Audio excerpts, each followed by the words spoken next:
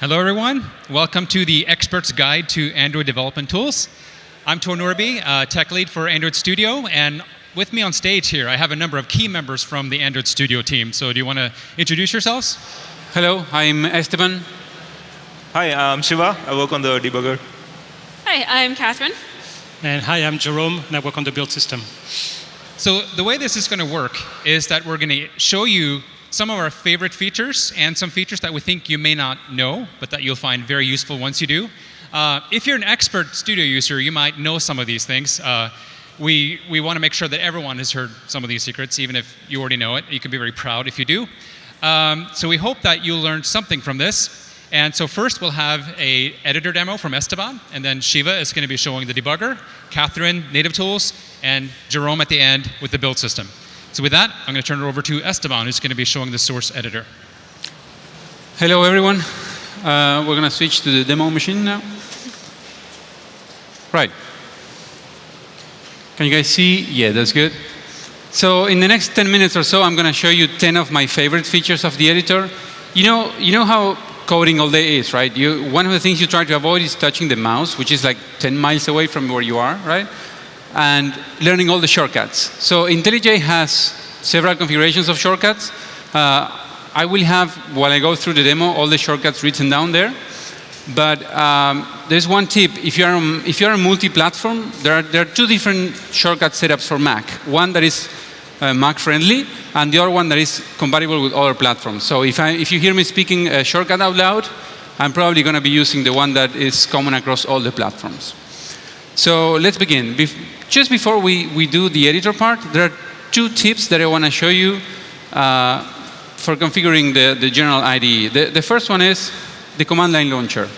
So I don't know if you guys know, but you can go and say, create command line launcher, and that will create this file that you can call from anywhere to start Studio. That's cool. It's handy. You're in a console and you want to start Studio, just type Studio.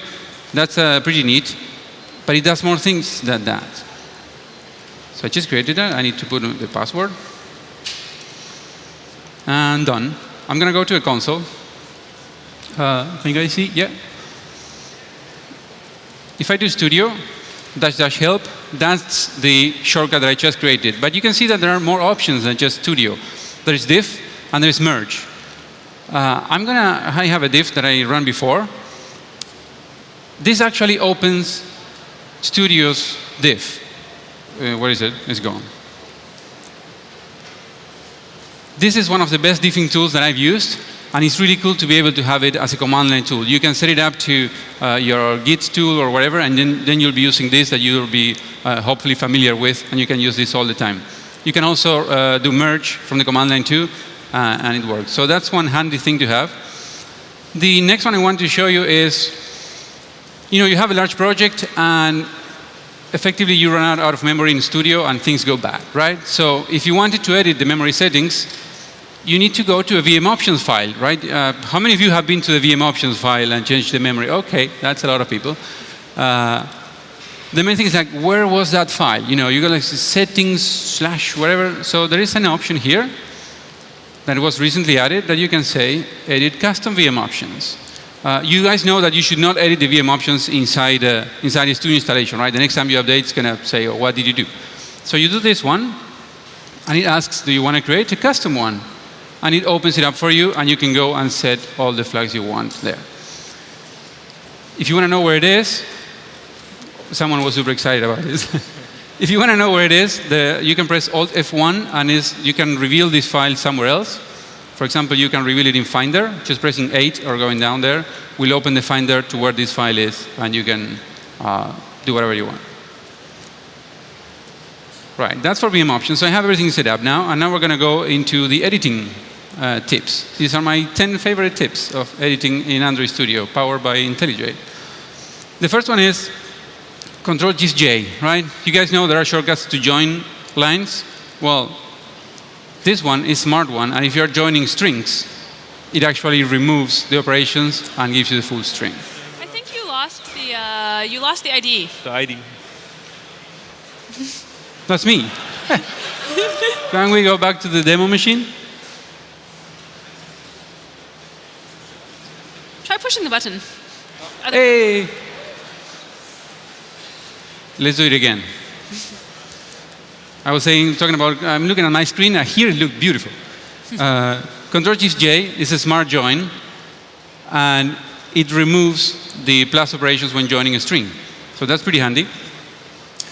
There is also the option of, and this is quite powerful, if you open the intent menu on a string operation with plus, there is the option to copy the concatenation text to the clipboard. So IntelliJ figured out that all the components here are static, or denotes the values. And the full string has been now copied to the clipboard, and I can paste it here, and it's the full thing.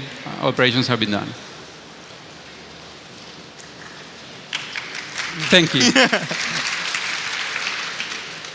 The next one I want to show is the difference between enter and tab.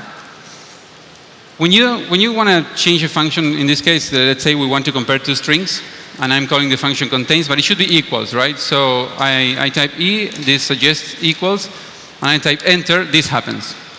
Could we switch back to the... But you guys know that if you type tab instead of enter, there you go. It's good over there. That's a pretty handy one to know, because it's usually backspace, what did it?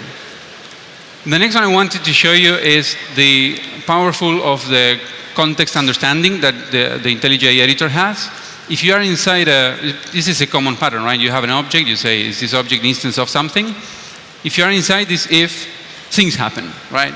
So if I do O dot, the suggestions I get there are not for object, are for context. So the editor figured that out and was able to give me all those suggestions. And as soon as I choose one, the casting is done for me. More than that, if you are going to use context many times, or O many times, open the intent menu, and it's suggesting to generate the declaration for you. Done. It actually put the name of the variable right and everything. Pretty handy, right? These tips are for you guys to speed up coding. You're if, Alt enter, go, right? So that's intents inside an instance of. One of my favorite features is multi-cursor support. And I'm going to show you what I do with multi-cursors and how you can integrate other features of IntelliJ when you have multi-cursors. So I have a list of names here that I'm going to copy and paste inside this function. And I want to log all of them. I want to just add a log D to all of them. You know there is a completion, a template for log D, right? So you can select one and start spawning cursors on the next occurrence of the same word. If there is one that is repeated, there's a shortcut to skip it, and you keep going. And now I have all these cursors that I can do many things at the same time. Thanks. One thing I can, for example, say log D. It suggests log D. I can use the template, and it puts it in all the cursors at the same time. You can use selection per word. Start removing things like this, for example.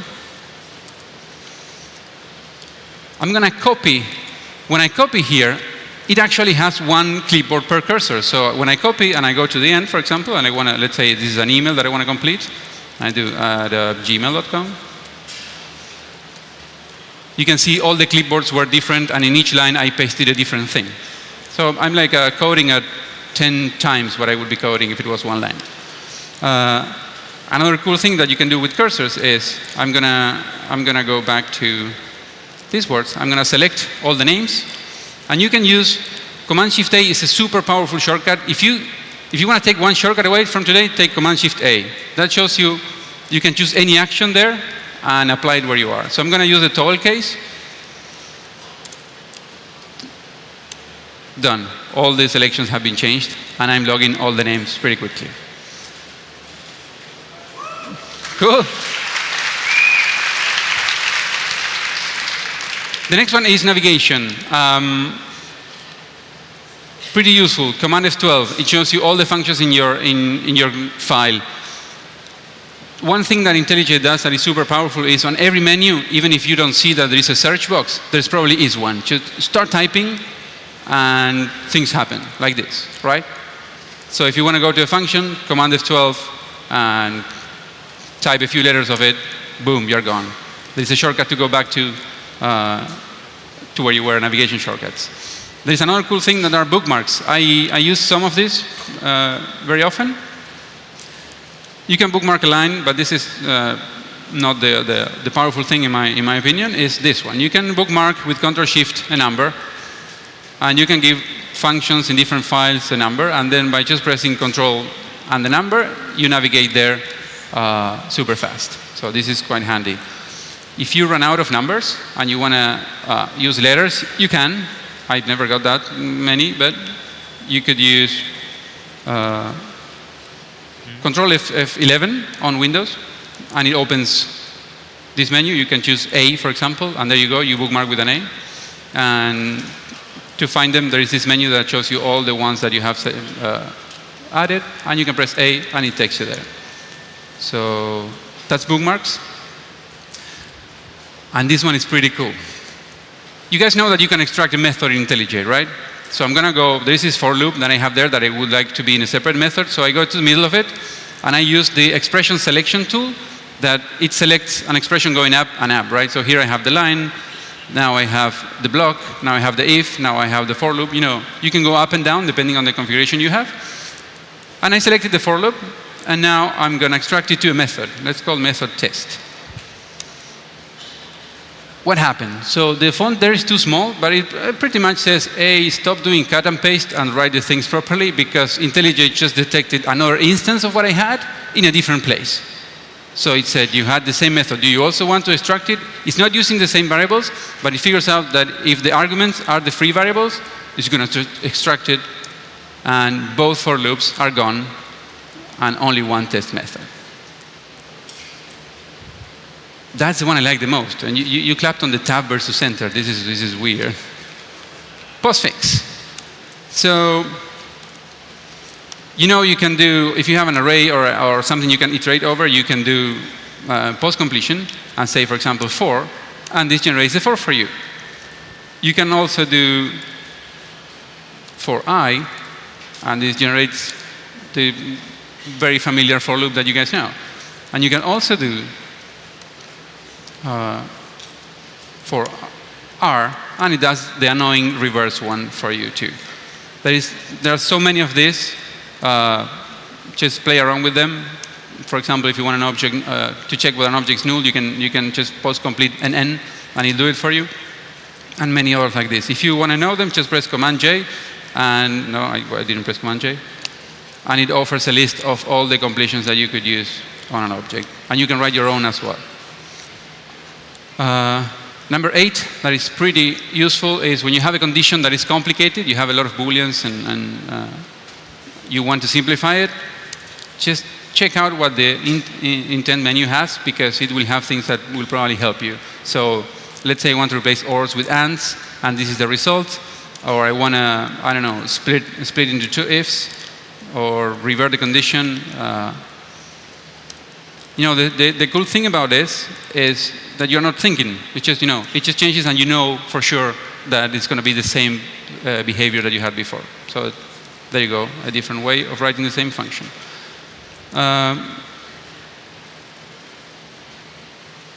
Control space versus control shift space. This is a smart completion. So if you do control space here, you know that it offers you all the expressions that you could do there. Not all, but you know, a few chunk of them. And it chooses the one that are type correct at the top. But if you do control shift space, it gives you only the ones that have the correct type. And you can see that it's not showing before it was showing the same function as itself, but now it figures out that if you do that, you're going to probably recurse infinitely, so it's no longer showing you that. More than that, if I command this function here, that is the only other expression that it could use, and I do control shift space, there you go. It just shows the only one thing that it could do, and it put it there. So pretty handy. And the last feature that I want to show you, this has saved me so many times. You know, when you say, I'm not going to commit now, I'm sure this is fine, and then you screw up, local history to the rescue. Command-Shift-A, local history, and you have, IntelliJ has done a diff every time you were editing your file, and you have the history across your day, and you go back to the point and say, oh, this is where I screwed up. And you can see here that it's showing a diff of everything I did during the demo. 2 minutes ago, I was doing this. You can see the joins this is super, super useful. So I hope you guys enjoy this, my favorite 10 tips. And Shiva is going to show you debugger cool features. Thank you.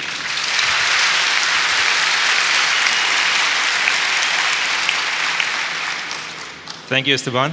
That was a number of cool features. But if you're like me, you now have really clean-looking code that doesn't work. So now you enter the debugger. So let's spend the next 10 minutes looking at some features in the debugger that might help save the day. The first thing I wanted to talk about actually 3 different things. One is how do you attach your debugger to a process, and then about how do you actually set breakpoints in slightly more interesting ways so that you can narrow down the area that you want to debug. And finally, once you're stopped, how do you examine the state of your program? First, let's start with connecting the debugger. The most often used is you would just launch the debugger through Shift F9, debug app. What this does is it does a bunch of steps that you specified in your run configuration. This has a number of cool features. You can specify what APK to install, and more importantly, what to launch. So you would normally launch the default activity, but you can launch a custom activity if you have activity aliases or some other activity that you would want to launch. Or you could also launch a URL. But what happens if you don't want to launch something, you don't want to install, you don't want to build, but you just want to connect? Let's say someone brings you a device where your program is stuck in a bad state. So in this particular case, I have a program, and it's running over here, and I just want to directly connect to it. The key is just saying attach debugger to Android process. This is also present in the toolbar. When you select this, it shows you the processes that are running on your connected device. And as soon as you say OK, you select the process, then it immediately attaches the debugger to that process. So this allows you to examine programs when they are in a messed up state. So this is good when your program has been running for a while. But what do you do if, for instance, you want to debug either a second process in your multi-process app, or you want to debug something that is, you want to attach the debugger as soon as the process starts. So Android has a nice API called debug.waitForDebugger. So what this does is that as soon as your program starts, if it's not launched through the IDE itself, and when it encounters this API, it'll just pause your program at this location so that you can then connect to it. So in this particular case, I'm going to launch this broadcast receiver. It obviously doesn't have to be this. It can be anything. So I go to the shell, and then I launch this. And now you see that the whatever you launched is actually waiting, because it's waiting for the debugger to connect. At this point, you can again attach the debugger, and now you see the second process. And this will come and pause right at the next statement. So this is really cool when you have something that you want to debug really early in your code. So that is how you attach to processes. Now let's look at, thank you. Now let's look at a few things about how do you set breakpoints in slightly more interesting ways. Let's go back here and let's run our app. And so I have a breakpoint set up. The application you saw was a pretty simple recycler view, and if this breakpoint is set in the bind view holder, it's going to stop every single time. So you can keep continuing, but this gets super annoying really soon. So the first thing that you probably want to learn is there is an option called mute breakpoints, which will disable breakpoints throughout your program, all the breakpoints that you've set. So this allows your app to continue running without the breakpoints. And then once you have your program in a certain state where you actually want the breakpoints enabled, you can enable it back again. That is like a hammer. It just disables all the breakpoints. If you want to be a little bit more, if you want to have a little more control, then you start with looking at conditional breakpoints. What I want you guys to think of is that breakpoints are not purely static. You get some control over when they are hit and what do you do when they are hit. That if you get that part, then you can just go through the list and figure out all the different options around breakpoints. The first one, let's say, is I want to say that I want to break on this position, on this location, only on let's say the 10th item. I'm not sure if that showed up properly, but I basically said position equals 10 as a condition there. And this means that this breakpoint will not be hit until this variable position has a value of 5, and so of 10. So now I go here and I scroll, and now it hits the breakpoint only when position is actually 10. That's the conditional breakpoint. Now, there are actually a number of conditions that you can set. Let's go here. And over here, you see setting a condition is one. Another option that is really cool is instead of setting a condition, you can actually evaluate an expression. And if you turn off suspend, then this breakpoint acts pretty much like every time the breakpoint is hit, we will just log this expression over here. Let's say I want to log an expression that says position as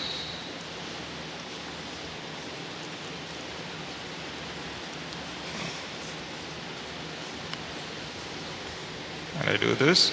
So now I go to the console. The new feature in 2.3 already is that logcat gets streamed directly into your debug console. So you see the logcat over here. And then we just added a breakpoint at the end, which basically said every time it hits that breakpoint, it'll log an expression. So when I scroll over here, you will see that it keeps logging. Whenever it hits the breakpoint, it'll keep logging whatever expression that you have given. So this is extremely useful because you don't have to, like if you just want to log something, then you don't have to do a whole rebuild and deploy again. The next. Thank you. I just want to point out a few other conditional options that are there in breakpoints, which is there is one cool feature where you can say that I don't want this breakpoint, I don't want the program to pause at this breakpoint until a different breakpoint was hit. So if you specify this, then the program will pause at this breakpoint only after the subsequent breakpoint was hit. And you have even more controls. You know, there are instance filters, so you can say you only want to stop if it's of a certain object, a certain class. So now let's go over from here. So now let's look at another really cool feature that the debugger provides. So I have this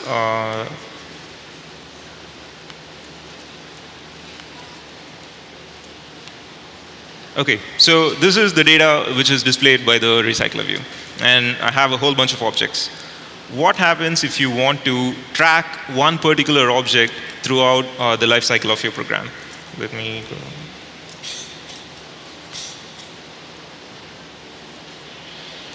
So what I can do is, let's say I want to track what is going on with the 8th object in my list. I can attach a name to it. And this is what you do by marking that object. And so I say this is day 8. And what that immediately does is that this is equivalent of you creating a variable in the debugger and saying that this variable points to this particular object.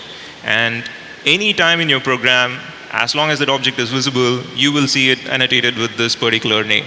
And this is really cool because many times you want to track one particular object. I used to end up writing it on a piece of paper, the object reference, then you would track it. But instead, you just have to mark the object.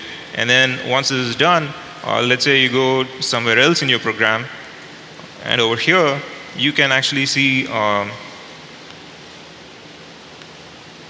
firstly, you can see that it is the same object. So in the case that it is a singleton, for instance, and you have properly marked it, you would always see it annotated with this.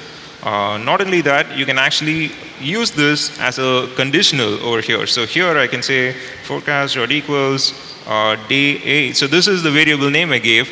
And if you, the IntelliJ convention is that you add _debug label as a suffix, and that variable is just available to you. So now if you do this, then we will stop at this breakpoint only on whenever the forecast matches the day we mark. So this is really cool when you want to track specific objects over the course of your program.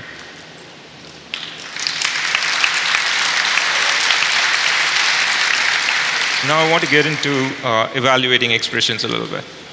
So let's go over here, and I have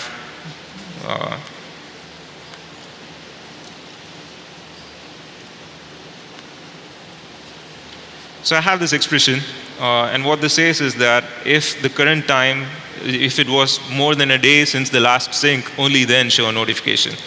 But it so happens that I actually want to debug. So if I continue from here, if I step through from here, then I go into the if case.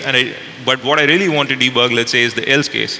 So now what do? Let's go back to the breakpoint again. The easiest thing to do first is you evaluate this expression. So now you see that so the result is true, so you're going to take the if case. But what I really want to do is figure out why the if case was true. So now I can see the last sync time. This is the timestamp in milliseconds, but it's pretty hard to see what exactly that means.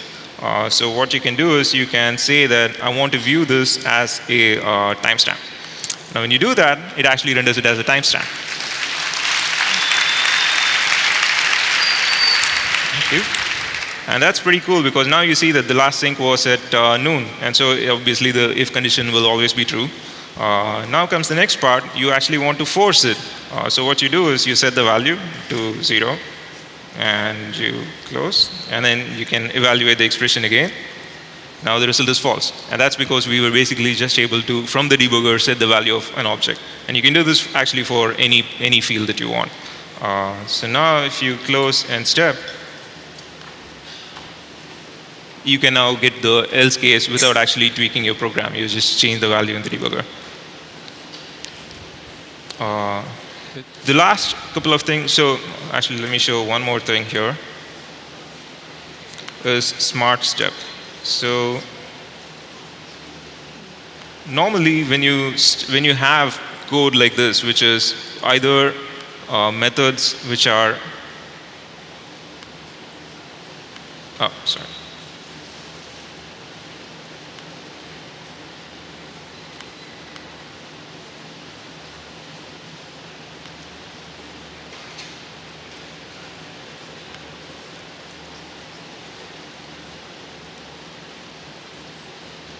So I have a method like this. Then typically and if I want to step into one of these methods, what used to happen is that you would actually have to step into each one, and then you get out of it, and then you go back into it. So instead, there is an option called smartstep, which will tell you exactly which particular method you want to step into. And this is really useful whenever you have methods, functions being passed in. So you have multiple parameters which take function values, and then you can select which particular method you want to step into. Now let's look at a little bit about the view over here. In this stack frame view, everything that is colored yellow is actually coming from sources that are not in your project.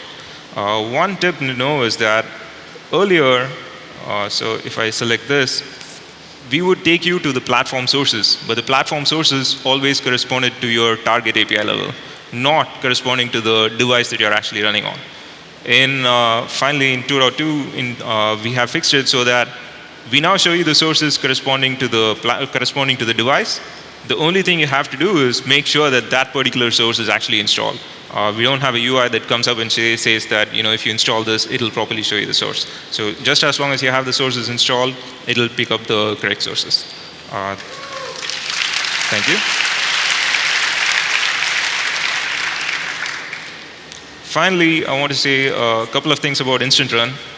One really cool thing about Instant Run is that if you are debugging and Instant Run is enabled, you can actually restart an activity from here. And that would immediately, if I had launched it in Instant Run mode, it would pretty much restart the activity. You don't have to go kill it. You don't have to go to the device. And one other tip when you're using Instant Run is that you have to manually stop your use the stop button to terminate the application before running again if you want to launch to a different device. This is just a little bit of it because Instant Run is new. Many people get confused about that. That's what I had. Hope you found it useful. Next up is Catherine, who will talk about C++.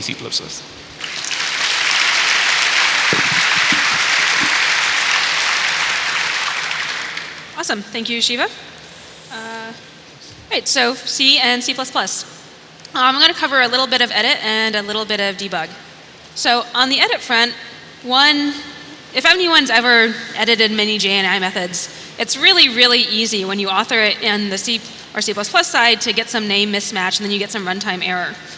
We've actually got functionality in Studio, though, where you can completely avoid this problem, because when you start creating a new method, let's just make a clone of our string to JNI here. you can auto-complete it from the studio side. I don't know, where's my button? And it creates the whole stub in C++, so you don't have to worry at all about whether you've actually gotten the right Java class path here. Once you start editing, there's a C++ tool called Doxygen, where it gives you Java-style autodocs. So let's say we want to create some sample function. We're going to add the method. Or not. Whatever.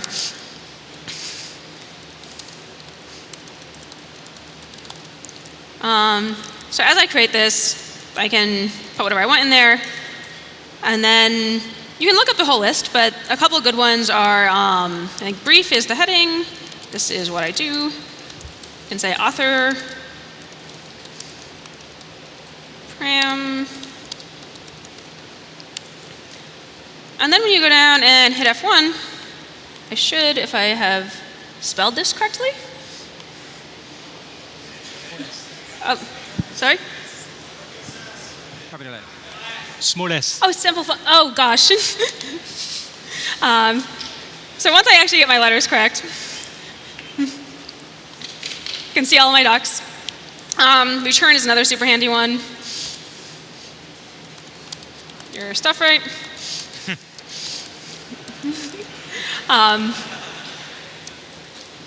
And yeah, it's a good way to get Java style, keep track of things. You don't have to tab back and forth all the time.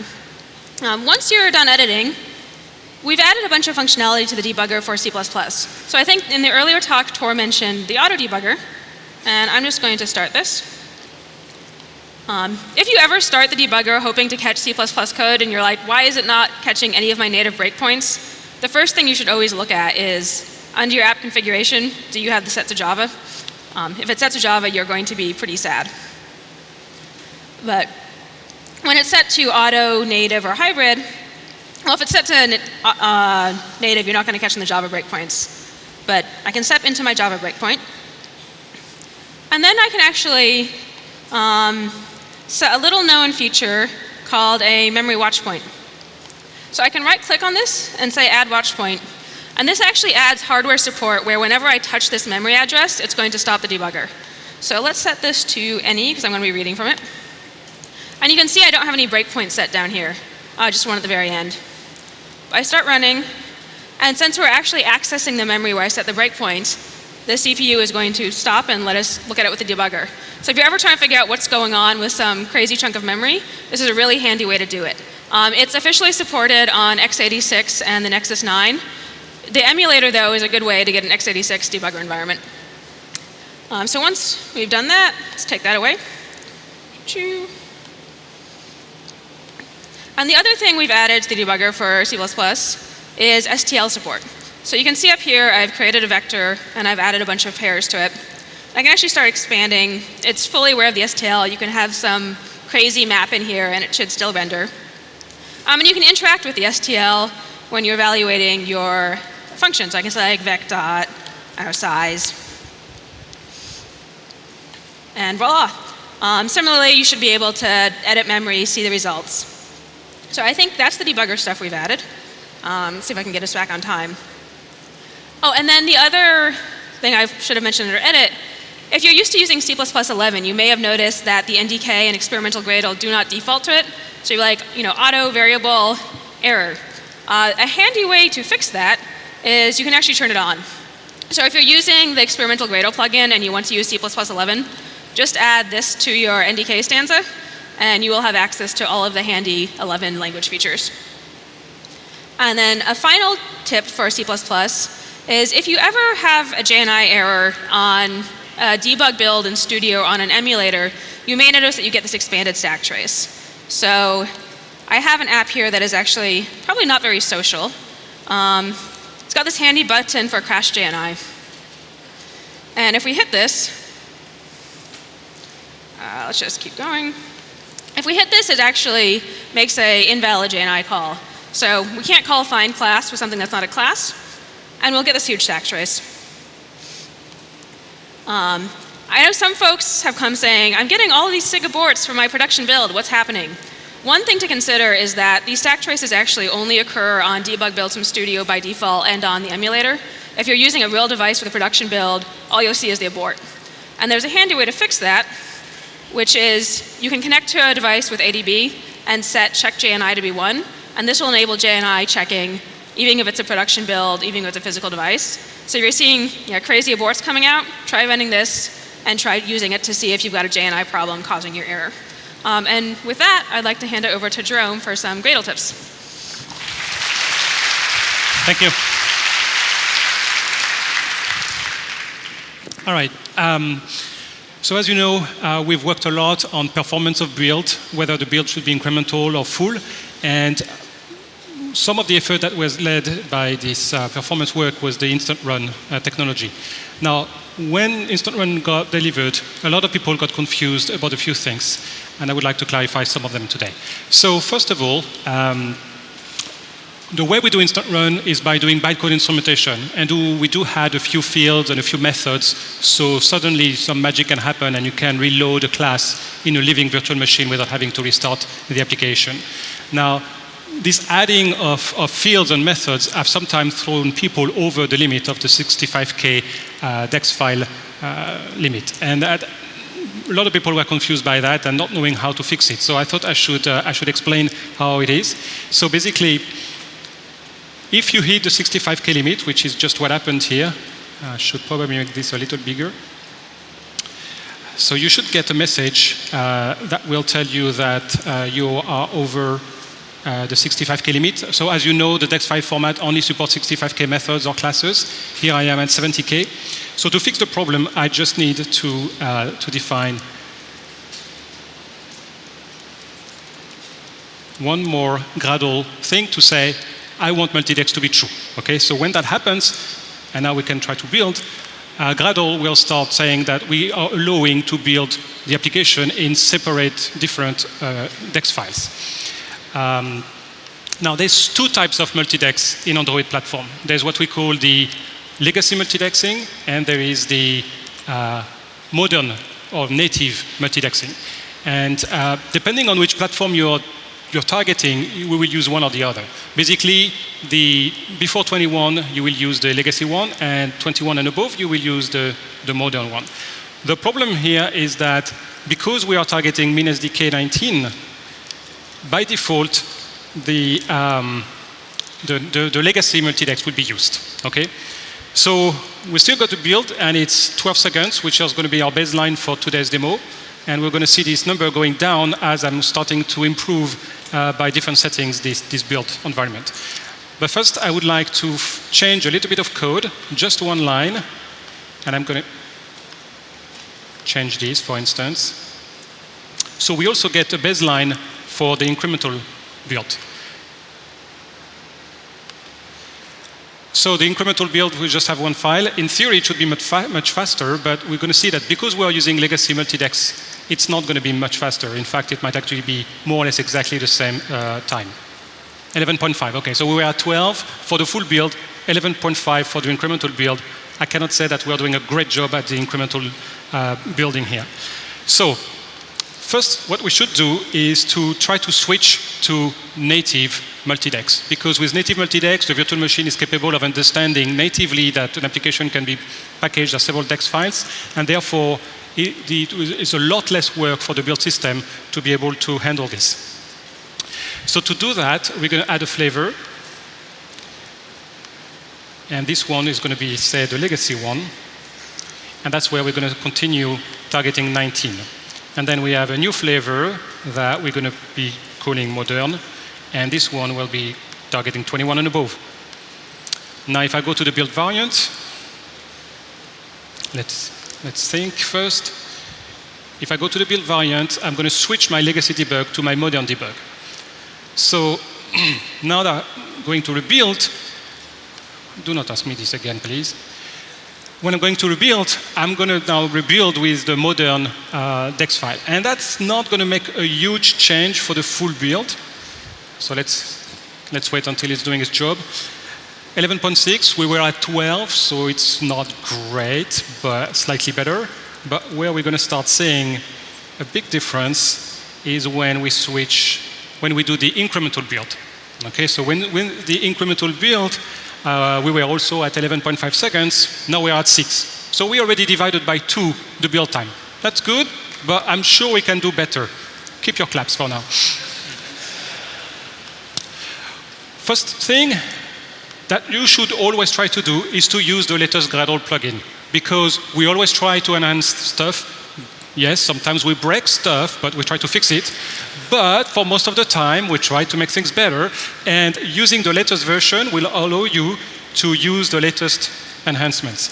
So in this case, I'm going to switch to the latest version. And I'm going to continue building exactly the same way. But because I want to force a complete rebuild, let me clean it first.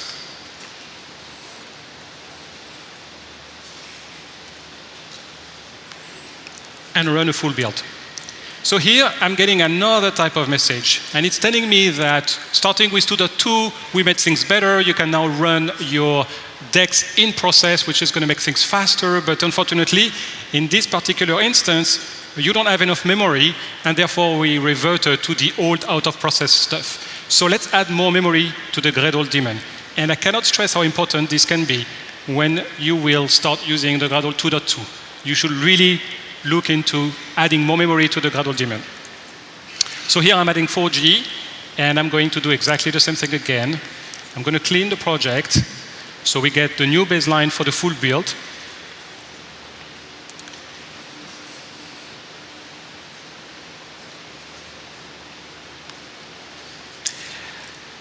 So in this case, the message should be gone, and it is gone. So now we are now in process, and we were about 12 seconds earlier. We are down to 9 seconds for the full build. It's pretty okay. Let's continue trying to see how much it would take to make an incremental change now. All right, 2.3 seconds. This is getting better, but we can do more. No, we can do more.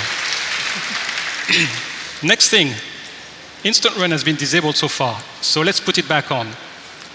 So when Instant Run is on, we will try to redeliver the smallest set of changes each time you do a build.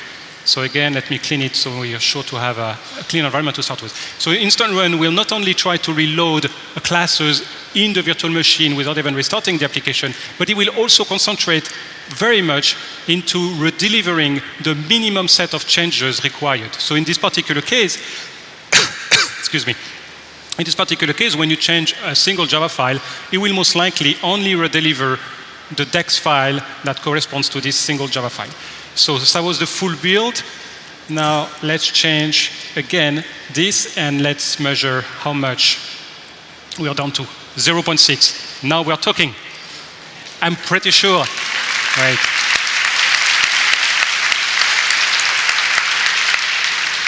Even better, I can go to 0.4.